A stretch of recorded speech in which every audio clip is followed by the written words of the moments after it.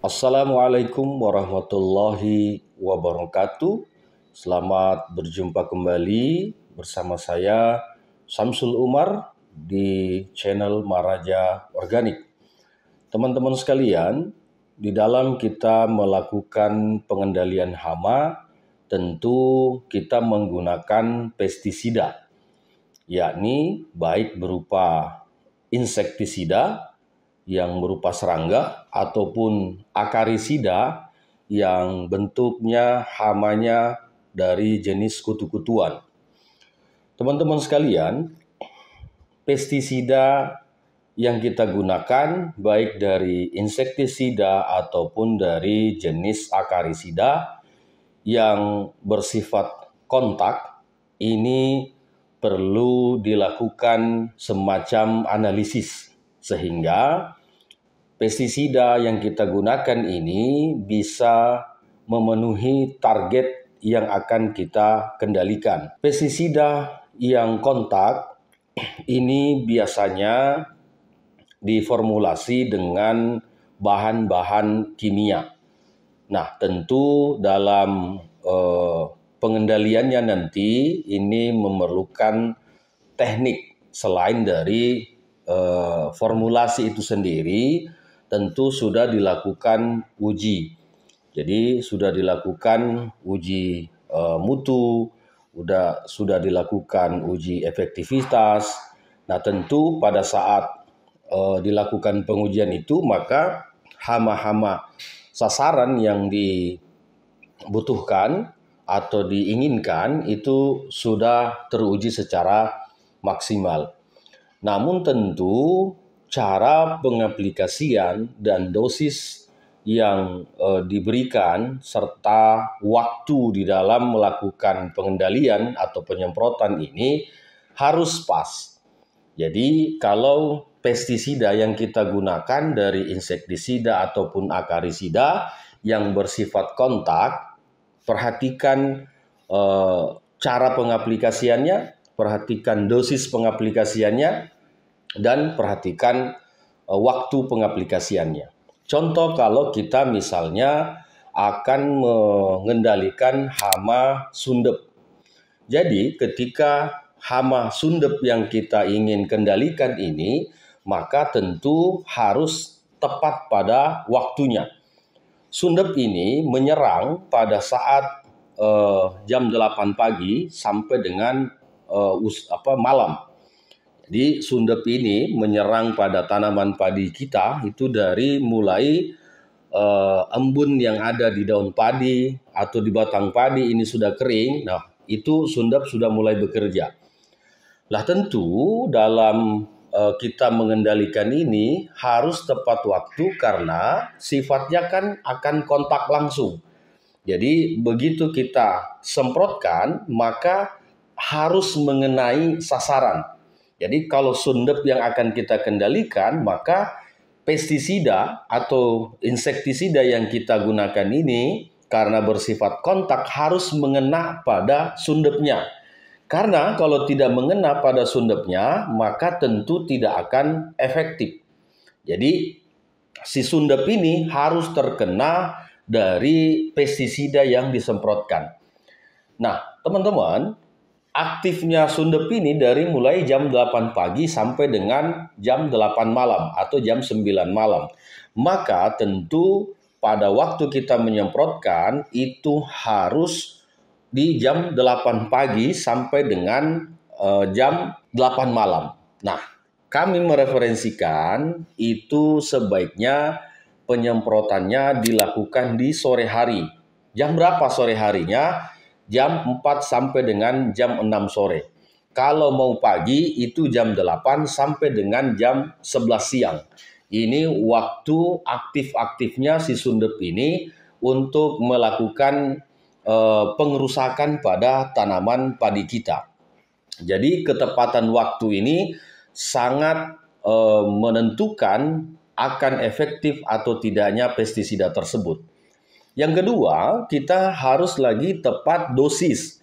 Jadi kalau misalnya di dosis ini sudah diterangkan pada label produknya, maka seharusnya jangan sampai kurang. karena dosis itu sudah melalui uji. Jadi pada saat uji efikasi, uji mutu, dan uji efektivitas, maka dosis yang digunakan itu sudah terbukti. Jadi jangan sampai kita mengurangi pada dosis yang sudah dicantumkan di label pestisida tersebut. Nah, yang ketiga, ketika ketepatan ini yang penting juga kita perhatikan adalah ketepatan cara. Sundep ini menyerang pada batang tanaman padi. Jadi, kalau misalnya saat kita menggunakan pestisida kontak ini yang berupa insektisida, terus kita menyemprotkan hanya di daun padi saja, jadi kita menyemprot dari atas seperti ini, maka tentu nanti tidak akan efektif. Karena sundepnya itu menyerangnya ke batang. Jadi di batang-batang tanaman inilah yang diserang oleh si sundep itu. Nah, artinya bahwa ketika misalnya penyemprotannya dari atas di daun-daun tanaman, maka sebanyak apapun pestisida kontak yang kita gunakan itu tidak akan efektif. Karena berbeda dengan kalau misalnya sifatnya sistemik. Karena kalau pestisida sistemik itu akan masuk melalui stomata daun. Jadi dia akan masuk di stomata daun dan semua jaringan sel tanaman padi itu terkontaminasi dari pestisida sistemik yang digunakan. Nah, berbeda lagi ketika misalnya kita menggunakan pestisida lambung. Jadi dari pestisida ini bisa secara perlahan dia akan mengendalikan hama itu. Teman-teman, kalau misalnya pestisida kontak yang kita gunakan ini sudah tepat waktu, tepat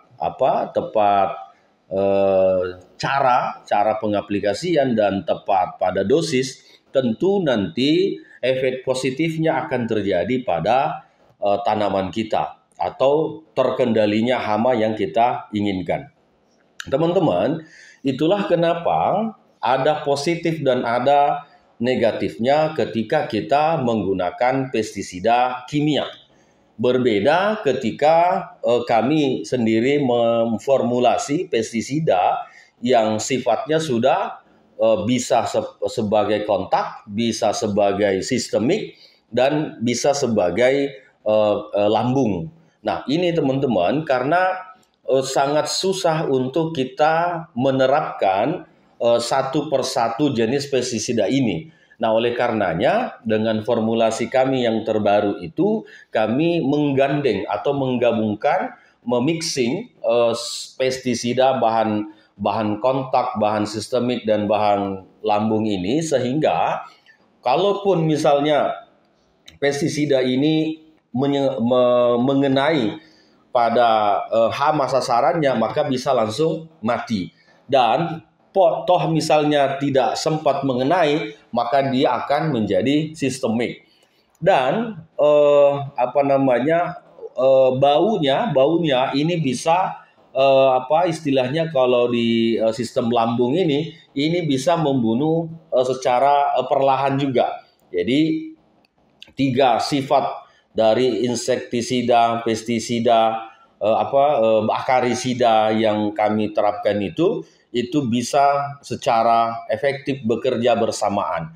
Nah, karena apa? Karena pengertian ataupun pemahaman dari petani kita ini tidak semua sama. Terkadang pestisida yang digunakan ini sifatnya kontak, tapi yang disemprot malah daunnya. Sehingga sudah berulang kali berbagai merek yang digunakan, yang disemprotkan ke tanamannya, tidak berpengaruh apapun. Akhirnya hamanya semakin resisten, hamanya semakin kuat, dan merusaknya tanaman padi kita itu semakin kencang. Jadi teman-teman, ini kenapa kita ulas di konten ini, supaya teman-teman paham.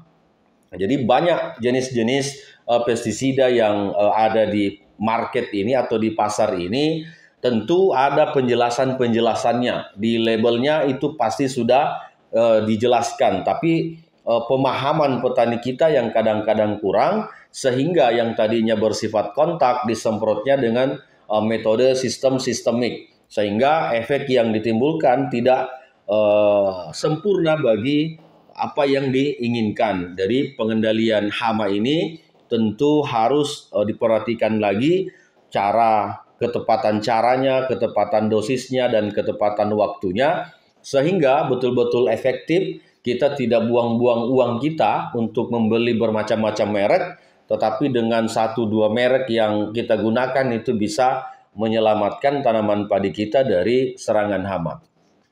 Teman-teman, kalau kita menggunakan pestisida kimia tentu dengan ketepatan 3 tadi, ini bisa membantu kita untuk kelangsungan budidaya kita. Tetapi penggunaan pestisida kimia itu hendaknya dilakukan di terakhir cara. Maksudnya ketika tidak ada cara lain lagi yang mampu atau dapat kita gunakan, baru pestisida kimia ini kita gunakan. Tetapi kalau pengendaliannya masih bisa dilakukan dengan cara alami, dengan cara nabati, maka hendaknya teman-teman berpikir bahwa padi yang kita tanam ini nantinya akan menjadi beras. Beras ini nantinya akan dimakan oleh anak-anak bangsa, oleh penduduk Indonesia. Lalu bagaimana ketika padi atau beras ini nanti ada kontaminan, ada residu kimia yang terikut di dalamnya, sehingga nanti ini akan menjadi bibit-bibit penyakit pada beras yang nantinya akan dimakan oleh anak-anak bangsa kita. Nah, kalau kita mengamati produsen-produsen pestisida kimia di Indonesia ini, itu rata-rata dari Eropa, dari Amerika dan Australia. Sangat dimungkinkan residu-residu kimia ini akan merusak tatanan struktur organ tubuh pada anak-anak kita nantinya ketika proses kimia ini terus kita lakukan. Nah, oleh karenanya kami dalam berbagai penyampaian selalu menggembar-gemborkan bagaimana pestisida alami atau pestisida kimia ini atau pestisida bio berbahan atau dari mikroba, baik dari misalnya jamur bassiana atau jamur trichoderma, sehingga nantinya tanaman kita ini bisa terjaga, bisa menghasilkan padi yang baik, padi yang tidak ada residu kimianya. Karena kalau pupuknya sudah dari kimia, pestisidanya sudah dari kimia, ini tentu sedikit banyaknya beras yang kita hasilkan nanti itu mengandung residu kimia yang terikut di dalamnya, sehingga begitu nanti ini dimakan oleh anak bangsa kita ini, itu menjadi bibit-bibit penyakit. Saya kira begitu teman-teman ulasan kita hari ini. Kenali pestisida yang Anda beli. Kalau misalnya dia bersifat kontak, maka semprotkan tepat pada hamanya. Akhirnya dengan begitu bisa langsung terkendali hamanya atau mati hamanya. Kalau misalnya dia bersifat sistemik, maka upayakan menyemprot pada stomata-stomata daunnya, daun tanamannya, sehingga nanti bisa efektif ketika si hama ini memakan daun tanaman atau batang tanaman, karena dia sudah menyebar pada organ sel tanaman kita, maka bisa langsung terkendali di situ hama-hamanya. Begitu, terima kasih untuk konten hari ini. Semoga menjadi inspirasi bagi kita semua dan menjadi panutan agar menggunakan bahan-bahan kimia ini dapat kita kurangi, dapat kita minimalisir, sehingga pertanian organik di Indonesia ini dapat bertumbuh dan bisa kita wariskan ke anak cucu kita. Terima kasih. Assalamualaikum warahmatullahi wabarakatuh.